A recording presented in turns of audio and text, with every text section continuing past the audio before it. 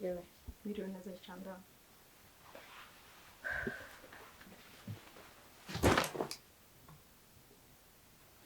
Nawuzongera kwiga. Ngo?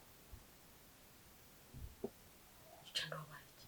Uraza unjugunyira baga kwe. Ngiye nigana nawe. Ntabwo nzongera kwiga. Uri muzima wa mwana we? Ntabwo nzongera kwiga. Gicanda. Uri kuvugana na mama wawe kanguka. Wabaye iki? Ntacyo. Wabaye iki mwana wanjye? Ntacyo. Ni iki kiguteye kuzunjugunyira baga muri ubu buryo? Kiguteye kwinjira gutya n'inkweto habe no gukuramo inkweto ukinjira no kuri tapi bite? Wabaye iki? Swembaza. Urimo urambwira ngo? Ntabwo nzongera kwiga. Vuga cyane. Ntabwo nzongera kwiga.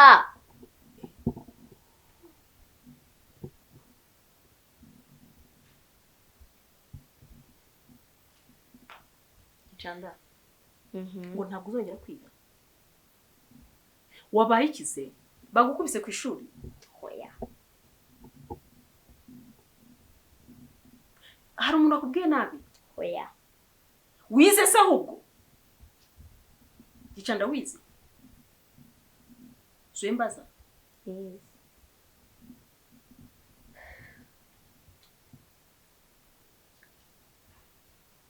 Gicanda, ngwino nkubwire. Basi umwe nasuhuza. Shiri wanjye wabaye. Mbwira. Gicanda ngwino nkubwire. Gicanda, shiri wanjye.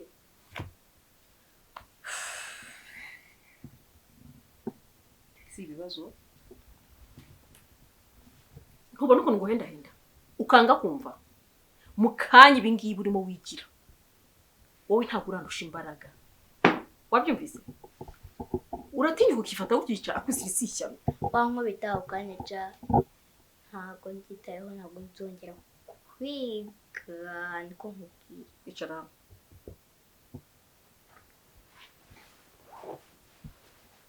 Reka kwifata icyo Gicanda. Wabaye iki? Kandi uvuge cyane. Nshaka kukumva. Wabaye iki? Ninde wagukubise? Ninde waguharasinze? Wabaye iki mwana wanjye? Ni umwana mwigana? Ntacyo. Ni umwarimu? Wapi? Risishano.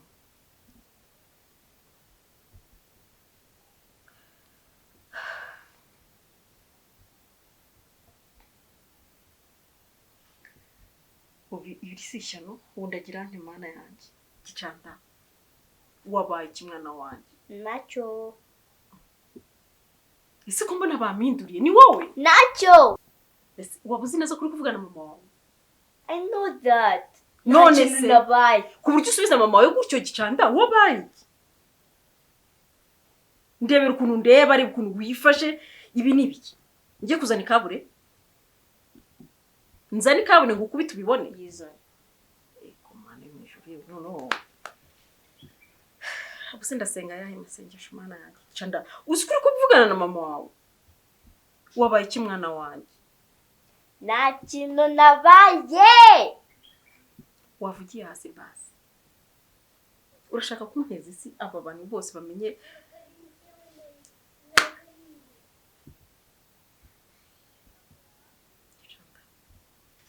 Hano tuvugane nk'inshuti. Zana ibiganza. Mana yanjye. Gicanda ni iki? Ni ngiye mama wawe sheki. Wabaye iki? Ntacyo. Kuki udashaka kwiga rero? Because ntabyo nshaka. Ntabyo ushaka? Ufite impamvu utabishaka. Bagukubise. Hari umuntu akubwiye nabi. Ni iki cyabaye? Ntacyo. Hari abandi bana badashaka kwiga ku ishuri ryanyu? Yego. Barahari? Ntacyo. Barahari Gicanda? Ntacyo.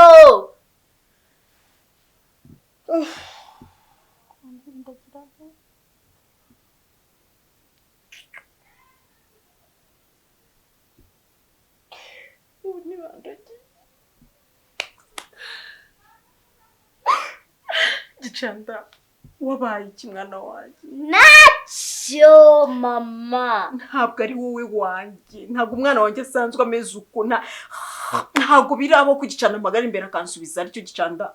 Ni wowe tuvugana cyangwa bampinduriye? Mama. Nimba mvuze ngo ntacyo.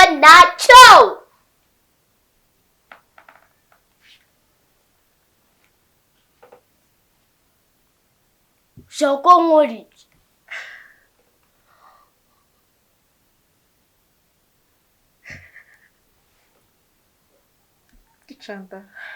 Gicanda wanjye. Ngusabye imbabazi. Nakoze iki? Nigise wakoze nabi. Ntacyo wakoze. Wabaye iki se? Ntacyo.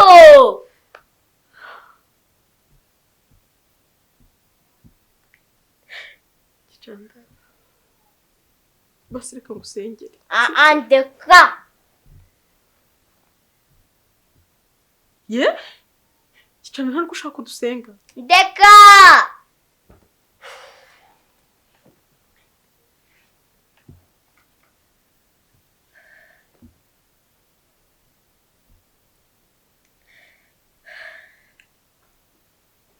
Chikuyu murarira. Gicanda nakukoze iki? Ndi mama. Ntacyo. Ndinde se? Nirima. Urima. Irindi zina ryawe witwa nde? Gicanda Astonikia. Ufite imyaka ingahe? 10. Wiga mu wa kangahe? Mu wa 5. Ufite abavandimwe? Yego. Bangahe? 3. Inde? Bruno, Eddie, Tito. Nese shedi kuno utekereza neza ngwino nkubwire shedi imbabarira ndakwinginze ndaguhendenze Gicanda wanjye nta kintu gutwara. Emera nkubwire ngwino mwiza wanjye. Ngwino nkubwire. Astoni. Manita nimba tarebye ndajya mu cyuma cyanjye. Oyaha umva nkubwire ikintu. Ntuzane fanta. Yego. Ntuzane fanta shedi. Yego. Teta. Nako Gicanda sorry. Gicanda wanjye. Yego. Ntuzane fanta.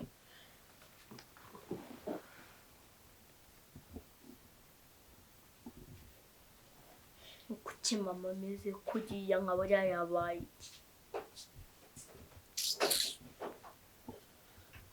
Mama nesha umutwe.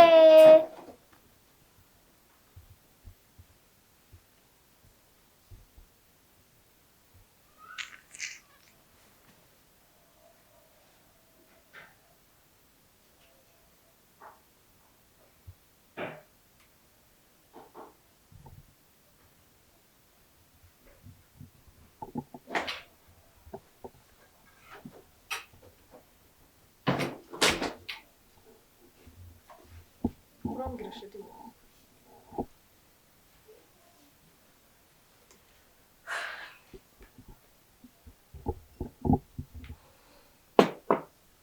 Urambwira.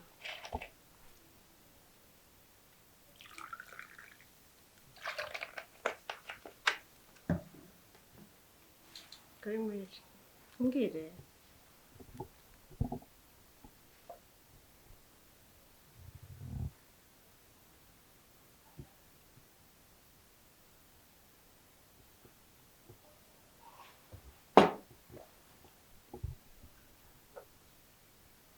Akoze. Ngombwira rero. Ntacyo. Gicanda wanjye wabaye kimwana wanjye. Ntacyo. Mbese uri ku ishuri wumva utekereza iki? Mubwiye se mama. Mba ndi kumva mwarimu. Ntabwo mba ndi kureba mwarimu, ntabwo mba ndi kureba icyo mba ndi kureba ibyo urimo urakora hano mu rugo. Hanyuma nagera hano nataha nkareba ibyo mwarimu nkareba ibyo ku ishuri. Gicanda nsubirira ngo iyo ndi ku ishuri numva ijwi rya mwarimu n'abana, ariko sindebe mwarimu, sindebe n'abana, sinzi ikintu kiza mu maso pe. Nkareba ikintu uri gukora mu rugo. Ukareba nge ukambona se mpagaze ku kibaho cyangwa ukabona hano mu nzu muri salon, hano mu nzu muri salon, mu gikoni, mu cyumba, muri douche.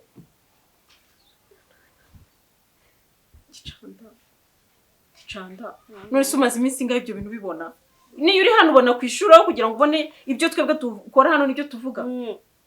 Ibyo sumaze iminsi ngaho ubibona. None munsi gusa. Uyu munsi mu gitondo ni wicara ku meza undi kuguha icyayi mu gitondo uri kunywa igikoma nako. Ntago ari nje wabonaga mwarimu. Bandi kureba mwarimu. Ukumva n'abanyeshuri? Yego. Yesu mwana w'inama. Mana yanjye kuko none ibintu ndamenya ari. Mwese kutabimbwiye base. Ntago wansezeye, ntago wansomye ukanyambira ukavuga ngo urankunda gicanda. Ubuse umuntu ukunda ushaka kumuhisha mena ku kageni gute? Navuze ko ndi ukubwire n'umugore. Gicanda. Wumvise amajwi y'abanyeshuri bo ku ishuri? Igihe wanyambiraga sumbwira ko nkunda wabona guri kuyambira nde? Mwarimu wawe?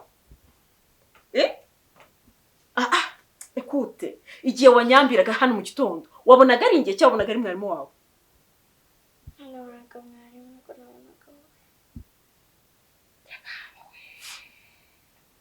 Ibintu nibyo bita ikimana sundagira.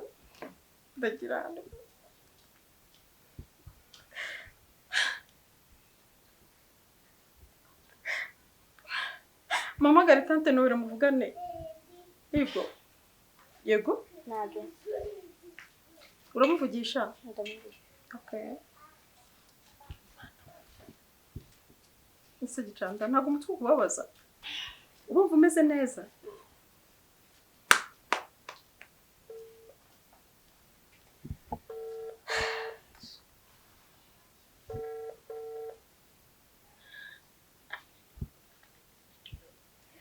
Muvandi uzi ibintu bibaye?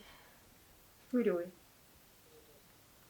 Uzi ko gicanda avuye ku ishuri akamwe ntazasubira kwiga. Ntabwo mbizi umwana yinjiye akubitiye isakoshi hariya baga yarayinjugunyira nta kunsuhuza ntaki arambwira ngo sinzasubira ku ishuri cyo mwakora cyose. None ndamubashije arambwira ngo yari ku ishuri ngo abona mama we ngo ntagabona mwarimu n'abandi banyeshuri.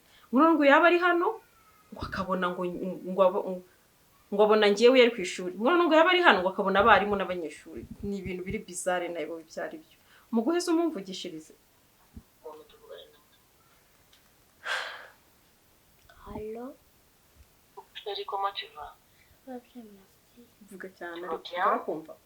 Oui, je vais bien. T'as mangé déjà? Oui. Alors dis-moi, qu'est-ce qu'il y a? Qu'est-ce qui se passe? Rien. Ushaka gusubira ku ishuri? Ntabwo nshaka. Kubera iki gicanda wanjye? Rien. Uzi umuntu utizi ukuntu bigenda? Iyo umutwe wanze kuwushyiramo ibintu byo mu ishuri, umutwe wikoreza amabuye, ujya wikorera amabuye, ukikorera imizigo y'abantu, ukitwaza abantu imizigo kubera wanze kwiga. Ibyo ushaka ubwo? Ubwo? Nashaka kujya ku ishuri. Urashaka iki se mwana wanjye? Ntabyo. Chanda. Koga. Ndakubwiye nabi ku ishuri. Nuko udashaka kujya ku ishuri gusa? Ntabwo ndashaka. Rero nzaza kugutora tujye kwikorera imizigo y'abantu ubwo nibyo ushaka. None umutwe utagiye ku ishuri wikorera imizigo sheri.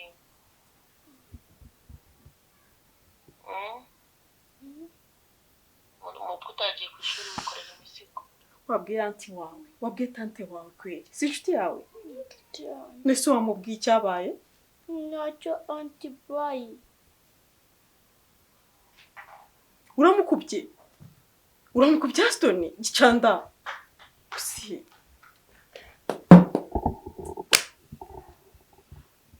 Ayiwe mwana we.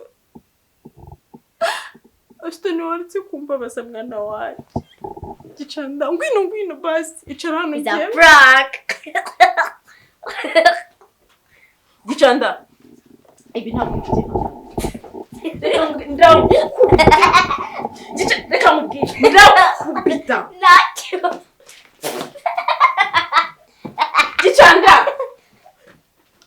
uramwana ati vile kumana uri musima uri umusazi wa mwana utekereza iki kweli ushobora kwitera ugakina mu bintu nk'ibi ubusenye kwanyu ntumuhangayishije akugicanda uri umwana mubi none ndumva ushobora kwicara ugatekereza ikintu kibi nk'iki gicanda iyi mikino wazayiretse kweli ukanyika ushabigeze hari mbiga kana cyane umwana mubi ntago mbikunze ntuzongere kunkanga bafana bacu mbabwire yewe ndapfuye ndarushye ndanicara iyi nama ninde bikugireme nama wicaye wowe ubwa wabitekereje ubimaze iminsi ngabitekereza gicanda umwana mubi nabitekereza uri umwana mubi bafana banje mbabwire ngiye ibintu mbivuyemo twe twatangiye mbabwira ngo tuzadukora pranka ngo tuzajya ngo tugira dute ntago ibi bintu nabishobora umutima umvuyemo na amasengesho nasenze ni bicecete na sinzi ni barenze na plafo aba bana bakomeje gutya nasara bwira abafana ko utazasubira kumbeshya bazasubira kubeshya babo ntabwo nawo nzasubira oya cyangwa se mumpangira akantu nk'ako ubushize mwari mwankoreye sibyo mwongere mungire inama abangire ya nama ndabashimira ariko namwe mureba iki kintu mureba mukurikirana amavideo yacu abantu mukurikirana ibikorwa bya Diaston Family TV ndabasabye mumbabare mungire inama muze muri comment mumbwire ngo ise uyu mwana ngiyewe mukorera iki kugira ngo mwishyure sibyo gicanda nzabishyura akantu kamwe niba ari wowe nzishyura niba ari bakuru bawe ntago mbizi none dute turekera upranka kuko umutima ugiye kuzahagarara ngaya yambise iki yambi Wagwan, welcome to GICANDA TV show. We are the Aston family. Thank you.